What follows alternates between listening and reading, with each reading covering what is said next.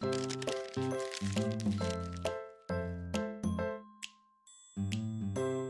Galaxy Note line is considered to be the creme de la creme of Samsung smartphones, and the Galaxy Note 5 looks to actually take that top spot. But a few people have some reservations about this device, but there's one thing you can actually fault it for is design. This is one slick, well-built design. Its metal and glass frame build is so nice. The curved back actually accentuates the way you hold the device. And of course, you do have the new ejecto button for the S Pen, the new improved S Pen, by the way. I do like the way it actually functions and allowing you to, of course, unlock as well as, replace or slide in your S Pen. Now it's got a closed back, which means there's no more removable battery. It's a 3000 milliamp battery, which is actually a drop from 3220 from last year.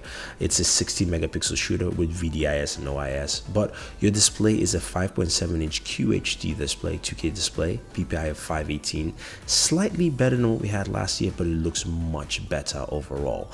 You've got a 5 megapixel front facing camera, and this thing is nice. I have to tell you, on the aesthetic looks of things, the Galaxy Note 5 is pretty much, I think, one of the best built devices from Samsung as a whole. I think a lot of people will like that. Now, the things that people, as I mentioned, are worried about, of course, is the lack of micro SD expansion and the removable battery.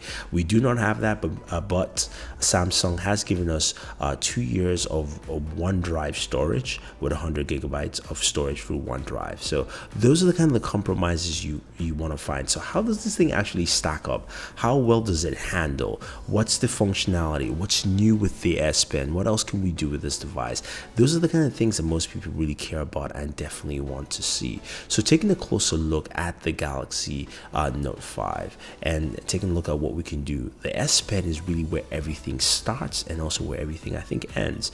One of the coolest new features is, of course, you can pull out the S Pen and right from the lock screen, you can actually start taking down notes, which is a great feature and something they should have done much earlier, but it's so simple and easy that you can actually start using that display. Since it's an AMOLED display, this should, of course, not use too much battery life in terms of the display, because, of course, you're looking at those lovely blacks, and you can actually go ahead and pen things right down, like saying I love the S Pen and spelling Thunder E properly. Wow, that was terrible by me, I apologize. But you can save that, go ahead and move on to other aspects. Of course, you can use the S Pen to navigate out, and of course you can bring in the new Air commands. Now, as you notice, you can actually dock applications to the Air command. So as we saw with the S6 Edge Plus, where you could add applications on the sides, you can now dock applications to your Air command, which is a nice feature, and hopefully they can expand the amount of applications you can dock in there. So you can actually add 3 additional applications you can take out, so it doesn't matter what you want. I had Mortal Kombat X, I can swap that out for File Manager and put whatever application I want there. So that's also pretty cool. Another cool thing is also this new screen snapshot. So I'm looking at my Instagram feed here. People have liked photos. I want to capture all of that and actually send a note out. So basically, go to my Air commands, go to Smart Screen.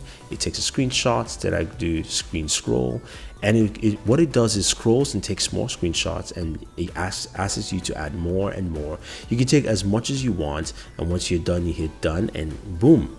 What it does is actually accumulates that whole rolling page for you. So I can definitely see all the people who've liked my images on Instagram, and go ahead and pen down a message and maybe tweet that out, or save that for later, or even include it in this video if I choose to, and just say thanks. And that's something that's really cool. I think a lot of people will find this useful for documentation. The business aspects are really phenomenal, and that's why the S Pen is such a valuable tool.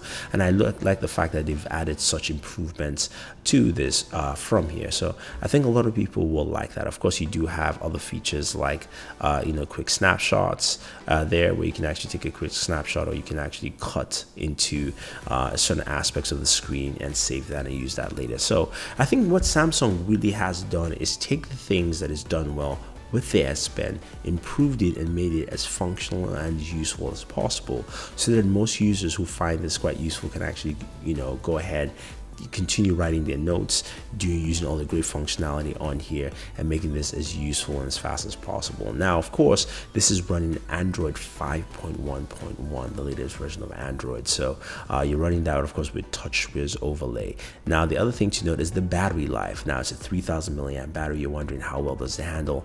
You can get 24 hours on this. You can get 24 hours on this, and it actually handles much better than my Note 4 so far.